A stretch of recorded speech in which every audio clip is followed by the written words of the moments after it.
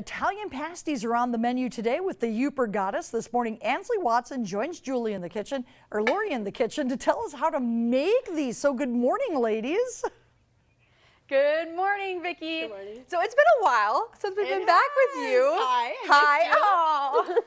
It's been good. It's been good. Yeah. But we've been baking and cooking like crazy I have already. you and John making crust, right? Yes, right away in the morning. That's why How'd we you couldn't like go that? live. We're How'd making you like it? crust. You Oh, like it was making crust? Yeah, it was easy. Not hard at all. We got but there your is, pasties in the oven. Yes, there is a technique to it too. There is. And I have a video on it. So if anybody out there hates making crust, well, watch my video. On your website. Yeah. Okay. Yoopergoddess.com.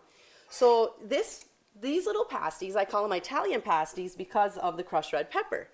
I think a lot of Italians use crushed red pepper in their cooking, so it gives them these a little bit of zing. But what we have here is ground sirloin and ground pork and a little bit of onion. So this is a pound.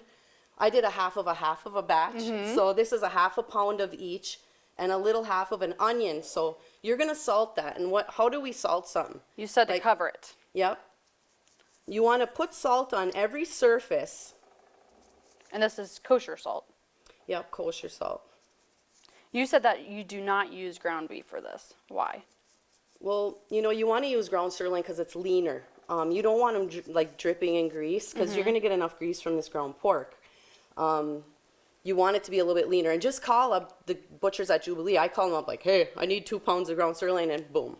You got it. They'll do it for you. You don't have to worry about that. So when you grind your potatoes, I have this grinder here. See how neat, you want it on the big hole when you're grinding your potatoes. But the other thing you can do is, like, if you don't have a grinder, you could probably use, like when you make hash browns, and then kind of chop it up. Oh, yeah. That would work. And you use 2 different types of potatoes. I do. I have russets in here and red. Okay. And we're going to sprinkle a little bit of salt on that too. And you're just going to mix this with your hand. The recipe for the recipe for these is on my website also. And the crushed red pepper, you want to just kind of go like this. You want to go across, just across like that. Boom. That's all you need. Just to give it a little zing. Welcome back. Well, we're heading back to the kitchen with the Yooper goddess to see the completion of those Italian pasties. Ansley Watson is joining us now, and maybe spitting out a little food there so she can talk. Good morning, Ansley. Good morning, Sam. We're rolling out some pasties. That's what we're doing. She's an expert. Pasties. I am. If you didn't think I could make pasties, Doubt it, because she can. Sure can. Sure can. So when you put these together, right, we just want a little disc. And what I use is a big tablespoon to measure the stuff. And you can make them as fat as you want. I know when my mom makes them, she has like this fat pasty. It's like this thick, it's so cute. Does it explode? Yeah. The innards explode. So what you want to do is you're going to just gather your crust up. So did you find it hard? No, it's not hard at all, actually. And my technique for doing the braid, you can see how she just picked that up so fast. Well, thank you. I've taught a lot of my friends, how to do this, and my daughter and everything, and they're like, I can't do it. But you just use your thumbs and your fingers here, and you just braid it across the top. Look at her go. Nice and twist. Look at her Get this, go. John. Get this. Everybody needs to see this. Look at her first time Look at this that. morning. Not too shabby. See? Yeah. So then we also made, Cassie and I were talking about this, how pasties sometimes may be a little dry. And so we're like, what can you dip it in? What can you make? And you were showing us chow chow. Yeah. Explain chow chow, please. So this morning I tell her, well, we're gonna make some relish out of chow chow, and she goes, what? What is chow chow? I've never heard of that, and it's like, it's a mustardy relish that we eat here in the UP. A lot of Yoopers like their chow chow with their pasty. So what we did was we ground it up, so it's like more of a spread, Well, and what's in this? There's cauliflower, green pepper, cucumber, and those little pearl onions. And we're going to do that on an episode, I think. Okay. We're going to make some chow chow. There's some carrots in there, I see. No, that's a Oh, red just pepper. kidding. Red pepper. Red pepper, yeah. But then the dry mustard? Dry mustard, vinegar, and brown sugar. And this recipe my mom and I developed over time.